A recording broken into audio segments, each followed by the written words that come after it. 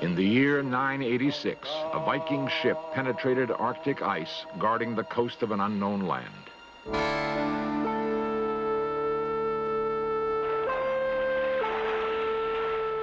The frigid waters teemed with life. A Viking colony was established at the very edge of the known world, in a country the settlers named Greenland. 3.5 centuries later, a ship from Europe put into the settlement. The sailors found the colony empty, abandoned, desolate. Why had the Viking settlers vanished?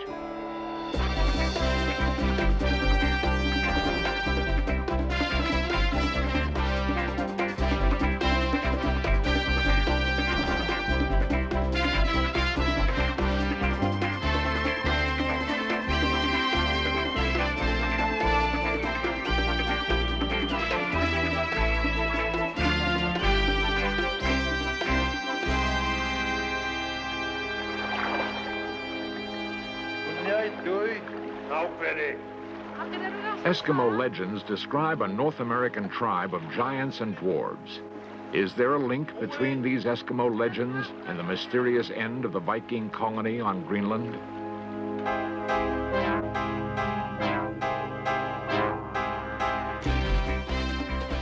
This series presents information based in part on theory and conjecture. The producer's purpose is to suggest some possible explanations, but not necessarily the only ones, to the mysteries we will examine.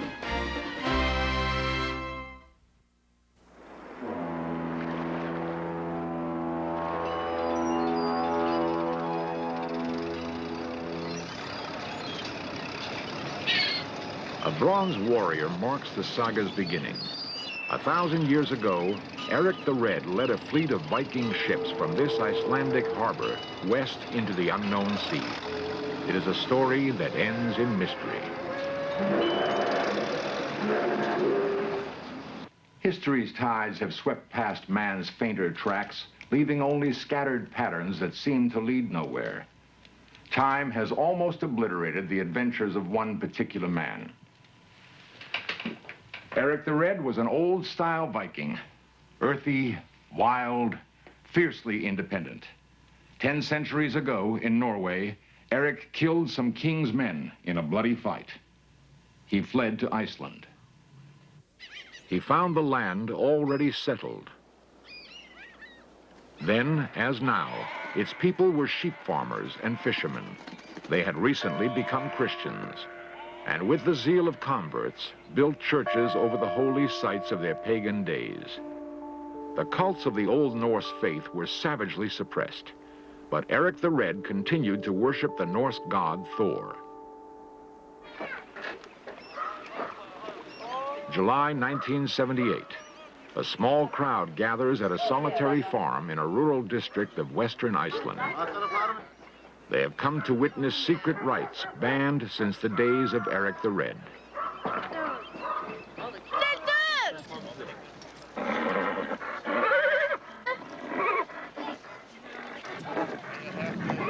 Svenbjorn Beintainsen has revived the old pagan faith. His followers call him All-Share-Yargodi, High Priest. We have old gods in our religion.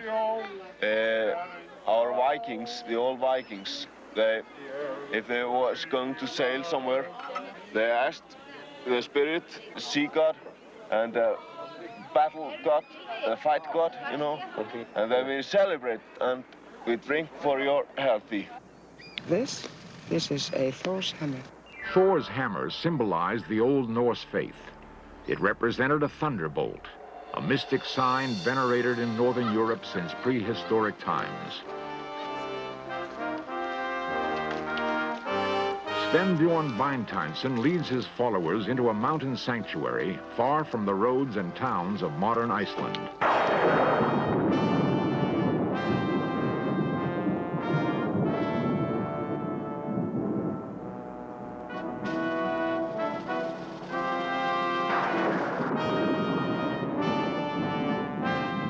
The Vikings worshipped the primal forces of nature. Chief deity was the sky god, ruler of storms, wielder of thunderbolts.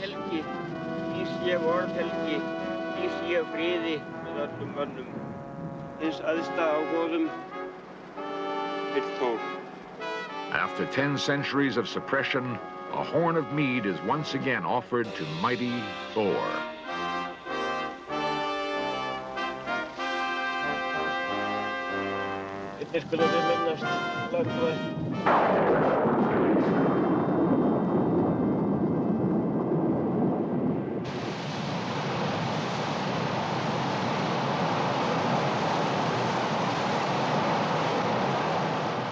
On the plain near Thingvellir Falls, the past is celebrated.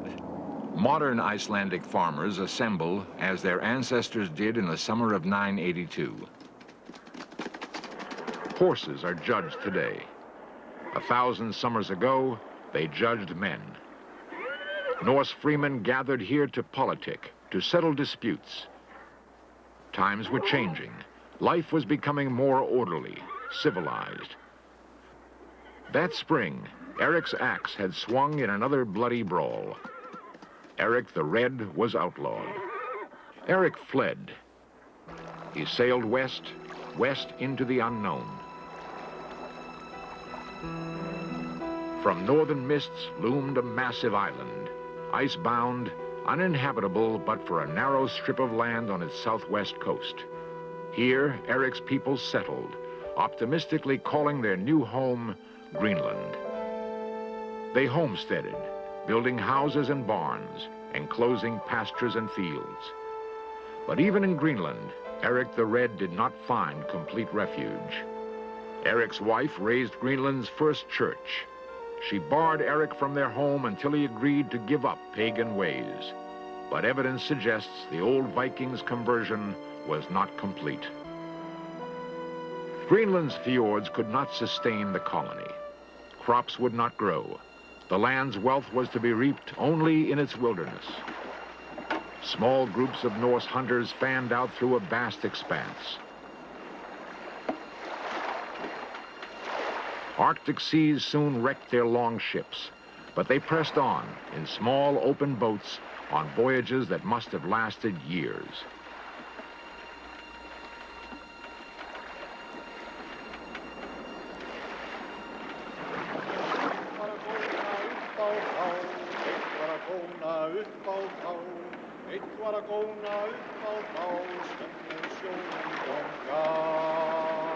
Rarely were European ships able to journey to distant Greenland. Years elapsed between visits, but a few Arctic treasures lured traders to venture west. One of those treasures was the gyrfalcon. Sultans and caliphs offered coffers of gold for a live Greenland falcon. Arab court geographers told them this fierce and most valuable hunting bird came from world's end, from the fabled Ultima Thule, the land farthest north.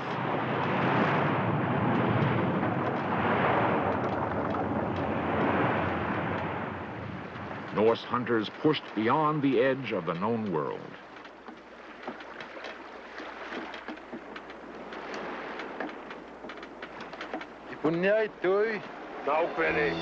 Narwhal, the great horned whale of the high Arctic.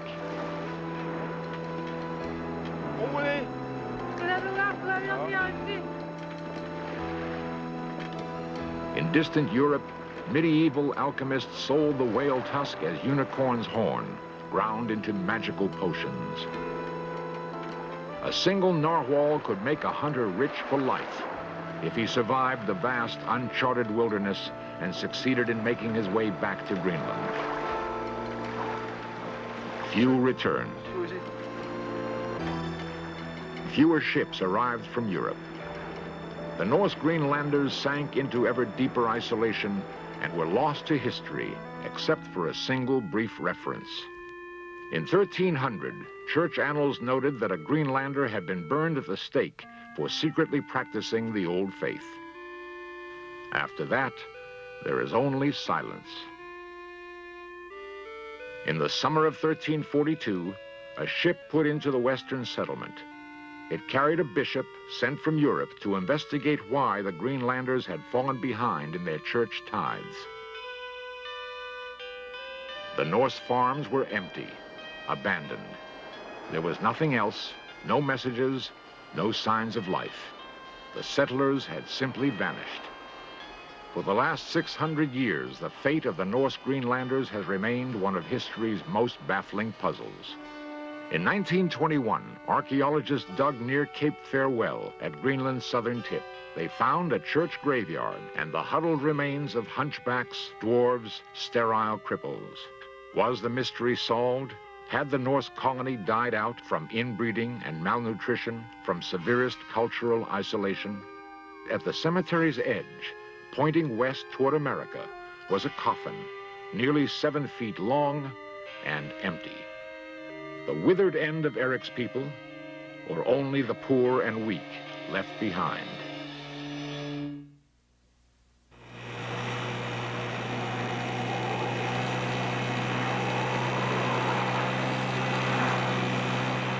The search for the lost Vikings of Greenland leads us to the northern coasts of Canada. Here, even in summer, Arctic seas rage. Travelers peer anxiously into the distance, looking for the signs of safe harbor that mean Payne Bay. Payne Bay, swept by fierce tides, frigid, remote, yet teeming with life. The richest caribou lands in Canada's eastern Arctic. Bear, trout, char, seal, and whale. High above Payne Bay, visible at sea for many miles, stand 3 beacons. It is believed they predate Columbus' first voyage to North America by centuries. A 500-pound rock crowns 15 feet of carefully laid stone courses. Yet the primitive Eskimo who roamed here when these sea beacons were built were 4 feet tall and lived in holes roofed with whale ribs and animal skins. Professor Thomas E. Lee of Quebec's Université Laval has spent 12 years seeking the builders of Payne Bay's curious ruins. Lee has developed a theory not accepted by some experts.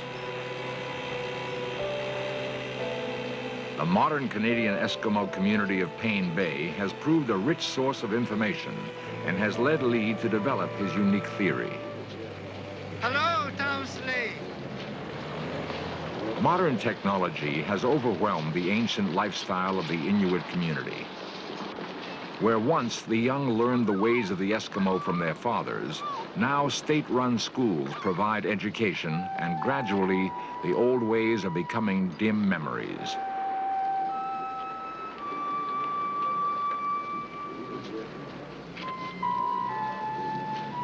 Vaguely remembered are the legends of dwarves and giants that roamed the land.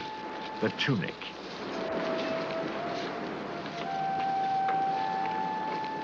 Legends that reach deeply into the Inuit past. This is my grandmother, Minnie Anahatak. I'm her grandchild, Lali Anahatak.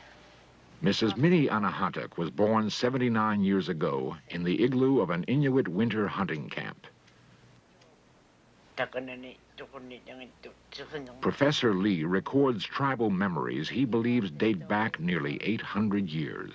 His parents, Anahatak got this story from his parents, and they got this story from the Inuit who lived in Sakluk. That's why they got this story. And they could lift big stones. Yes, they've heard that they were fairly strong.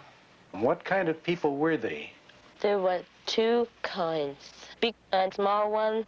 Even though small one, they were still strong. So there was almost a giant tunics and also the small tunics. Now why they were scared of Halunaks, because it was the first time they met Halunaks with white skin and bushy beard.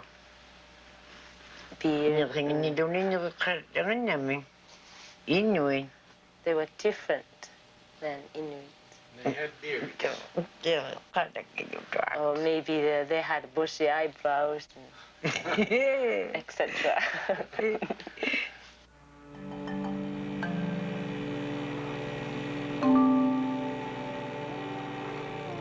I first saw Pamiak Island in 1966. I had 2 Eskimo or Inuit with me, one of whom was an old man by the name of Zachariasi. Professor Lee has made a series of spectacular discoveries in this seldom visited region of Arctic Canada. He believes that he has identified the legendary tunic. Near the Payne River's mouth lies Pamiok Island. When I first saw it was in a wild and beautiful setting, in sort of an amphitheater. It was extremely impressive because of its great size and setting.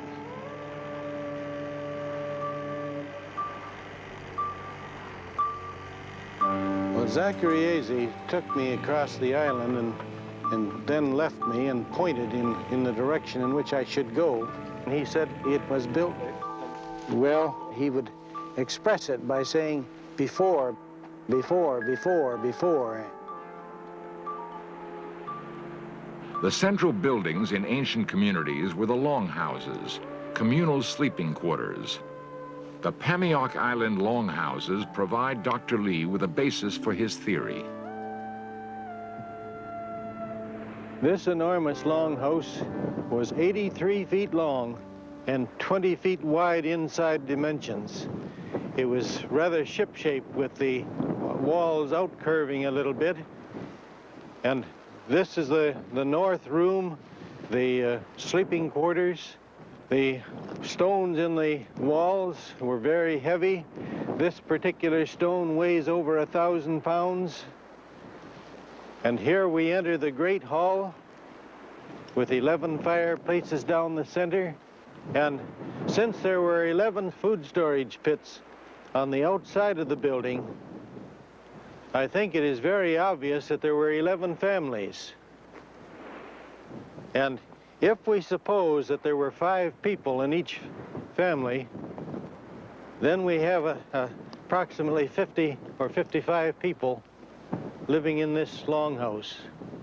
And that, of course, means social organization far beyond the scope of the Eskimo. People who lived in this house were, in my opinion, Norsemen. I think that they were hunters from Greenland, came here just the men alone, and probably they married native women and had half-breed children. This was a very rich hunting place. It still is. Professor Lee believes that a handful of Viking hunters cut themselves adrift from the dying Greenland colony and settled here in North America, eventually fathering a tribe of mixed bloods. Lee's theories have been hotly attacked. His opponents claim the longhouse was built by Eskimo. Yet the nearest forests that could have supplied beams for its caribou skin roof lie 150 miles to the south. They could only have been brought by ships, which the Eskimo never had. The Eskimo were well adapted to this environment. Never would they have built such a drafty, cold structure. Lee believes it served as a primitive palace. That longhouse was a part of a complex which extends up the coast all the way to Diana Bay, about 70 miles farther north. You find these longhouses at intervals along that distance. And I have thought about this as being a sort of a kingdom. An Arctic kingdom whose leaders were Norse and whose followers were Stone Age Eskimo. The remains of their crude tent rings still crowd around the longhouse. The Eskimo had much to learn from Iron Age Europeans. Excavating carefully, Professor Lee found the weathered blade of a Norse battle axe. If we put out from this small bay and sail on a course that is due east, with a favorable wind, in 1 week's time we will come directly into Eriksfjord on the southwest coast of Greenland. Did a remnant of Eric's people at long last find refuge here in this Arctic fastness? Set on a ridge not 50 yards from the great longhouse, these stone tombs crown Professor Lee's sensational findings. In them, he discovered what he believes are the remains of a primitive Eskimo, a mixed blood, and that of a medieval white male, the first and only pre-Columbian European skull ever found in the Western Hemisphere. Lee's discoveries have stirred fierce controversy. Textbooks are not easily rewritten. Old theories tell us that past cultures lived and died in strict isolation.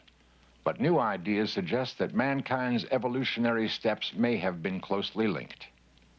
In death, the Norse Greenlanders gave birth to a new kind of Eskimo, bigger, stronger, more skillful, whose descendants still hold the land farthest north.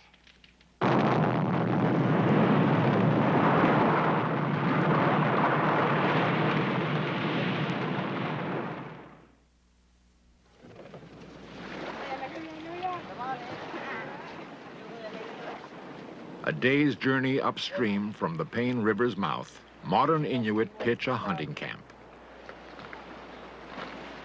Yeah, I saw a lot of tracks. This is the only one we saw. Centuries pass, but Arctic life does not change. 22 Magnum. Hunters still travel the river in search of caribou. I think that we have just begun to get at the answers to the Norse presence in Ungava. We've just scratched the surface. We have not finished with the Paine Lake evidence by any means. We need at least one more expedition in there. And along the coast of Ungava, out this way, we have reports of longhouses that we have not been able to see. I think there may be a great deal of evidence remaining. In fact, I suspect that we will find more things in the interior someday when we do some thorough searching. On the heights above the camp stands a beacon that points deep into the North American interior. People say that this was made by the Inuit or the Eskimo. But as you can plainly see, this is a Thor's hammer.